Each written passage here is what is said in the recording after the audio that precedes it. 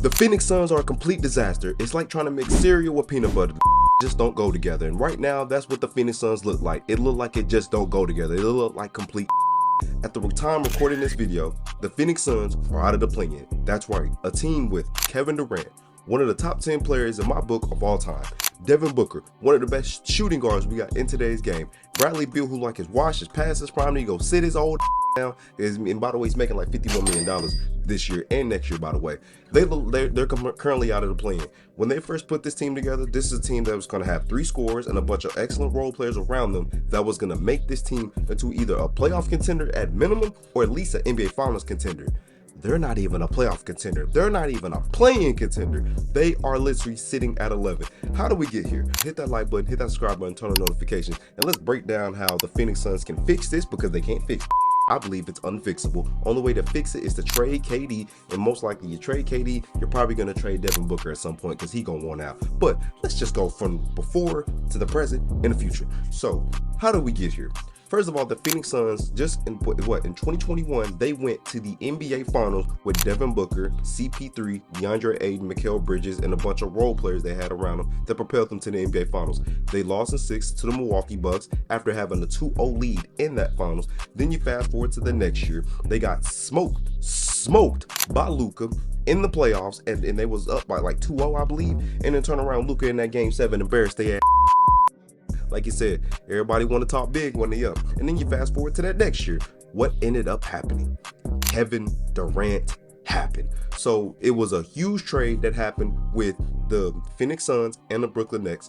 Kevin Durant wanted out of Brooklyn. It didn't work out. He had Kyrie. That didn't work out. Then you had James Harden. That shit still didn't work out. James Harden left. You still had Kyrie. Didn't work out. You kept getting bounced in the playoffs, either in the first round or the second round. Then you fast forward. You want out of Brooklyn. You feel like you can't win there, so you wanted to go to Phoenix. You end up going to Phoenix. And in the process, they traded Mikal Bridges, Cam Johnson, a bunch of other first round picks. They gave up a lot of capital, which is warranted, to get Kevin Durant. If you're going to want Kevin Durant, you got to give up a lot of capital. And that's exactly what happened. So the Phoenix Suns, now they were limited on capital, but you still had DeAndre Ayton. Now you had KD, then you had Devin Booker, you had CP3. So this team was literally looking like, still, you know what? We can go back to the finals with the team that we have. You still have some decent role players around you, but at the time, Monty Williams was the head coach. Him and DeAndre Ayton was not vibing, and Devin Booker was not vibing with DeAndre Ayton, and Chris Paul was also not vibing with DeAndre Ayton as well. And that was a center who was the first overall pick, by the way. He was supposed to look like, as at least their future Shaq kind of believed, he was an easier double-double guy. He was an 18 and 11 guy, and supposedly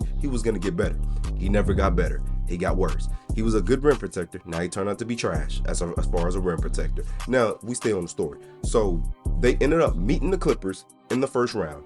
If Kawhi Leonard stays healthy, they lose that series. Well, because Kawhi went down, he ended up getting hurt yet again, and it left Russell Westbrook by himself. Paul George was already hurt. Hell, he's looking like trash right now in Philly. That's another video for another day. But they ended up winning that series in 6, and then not 6, in 5. Then turn around, they went to the next round. They got smoked. They got smoked by the Denver Nuggets. It was a sweep. The shit wasn't even close. It was embarrassing. And that's the same Denver Nuggets that went on to the NBA Finals and won the chip. Then you fast forward to the offseason. Breaking news, Bradley Beal gets traded. It was one of the biggest trades at that time in NBA history. You had literally 3 guys who can go and get you 30 at any given time. At the time Bradley Beal getting traded, he was a really good player up in Washington. He was the only guy they had. He was their star. John Wall had a torn Achilles and tore his ACL back to back. So basically, Bradley Beal had all the leverage. Washington did not want to lose him because they felt like, you know what, he's the guy that we can build around. And after John Wall ended up getting traded to the Houston Rockets and they brought over Russell Westbrook, they made the playoffs, but then they finished under 500, but they still made the playoffs. Bradley Beal was averaging 30 back-to-back years, so he had all the leverage. So they basically gave him a 5-year extension worth well over $200 million, and this is the worst part. They put a no-trade clause in his contract. In case you don't know what a no-trade clause in his contract, basically the player gets to control where he wants to go. Basically, if Luka Doncic would have had a no trade clause in his contract, he never would have left the Mavs. That decision is all up to him. But instead, Luka didn't have it, but Bradley Beal did have it. So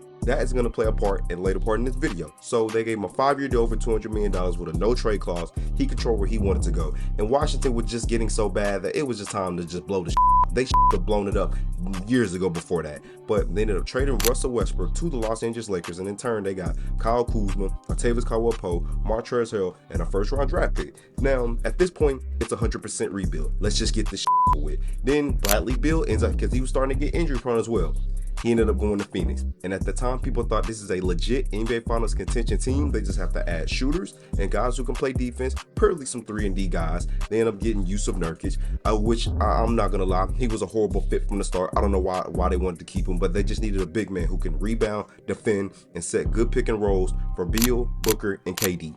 Now, we fast forward to that year. It didn't look like it worked out from the start. They didn't have enough bench. They didn't have enough role players around the 3 stars to stay on the court. Then on top of that, Kevin Durant couldn't stay on the court. Bradley Beal couldn't stay on the court. So as Devin Booker was lonesome by himself. These 3 guys did not spend a lot of minutes on the court together. Basically, they had less minutes played together than Joel Embiid had less minutes played in that season. Let me repeat that. Joel Embiid played more minutes in that season than the big 3 with KD, Bradley Beal, and Devin Booker in their first year together as a trio. Had less minutes played than Joel Embiid, and we all know Joel Embiid can't keep his big ass on the court worth of nothing. Him and Zion Williamson, cheesecake over teammates himself. But they end up good enough to get into the playoffs, right? They end up meeting Anthony Edwards and the number 2 seed Minnesota Timberwolves. They ended up getting swept. They got walked down. They got beat down. It was embarrassing. Anthony Edwards basically said, "I'm the superstar. I'm here," and he was talking his to Kevin Durant and the Phoenix Suns, dunking on him, hitting threes on him, hitting step back threes on him, driving to the rim, yelling, screaming, doing whatever the hell he wanted to do. He was able to call his brother and say, "Hey, I'm whooping their ass. You want me to bring you something back in return?" That's exactly what happened. Then you turn around, they end up getting swept. Okay, you know what? Major disappointment. Supposed to be an NBA Finals contention team. Major disappointment. This has been an absolute failure. It just has. Bradley Beal is not a good fit with this team. It's not, because you got 2 guys who need the ball, and Devin Booker and KD. Bradley Beal needs the ball to be effective as well. He looks slow. He doesn't look like he can play defense at all. I'm seeing him just look around trying to find where his defensive matchup is, because like he's not paying attention on the court. And then you fast forward to where we at now. They was trying to trade Bradley Beal for months, weeks, way before the trade deadline. Didn't happen. Nobody wanted a Bradley Beal with a no trade clause, and he's gonna make over $50 million each of his years of his final of his contract. Hell to the no. And on top of that, he has the no trade clause, so he controls where he wants to go. They were trying to include 3 and 4 team deals that they had in place in order to move Bradley Beal, because they wanted to keep KD and keep Devin Booker, and then bring on Jimmy Butler also as well. I believe the NBA the superstars always find a way to go where they want to go, but this wasn't the case. And Jimmy Butler wanted to go to Phoenix, but he wasn't able to, because Bradley Beal kept saying no, no, no, no, hell no on the trades that they was potentially wanting to send him to.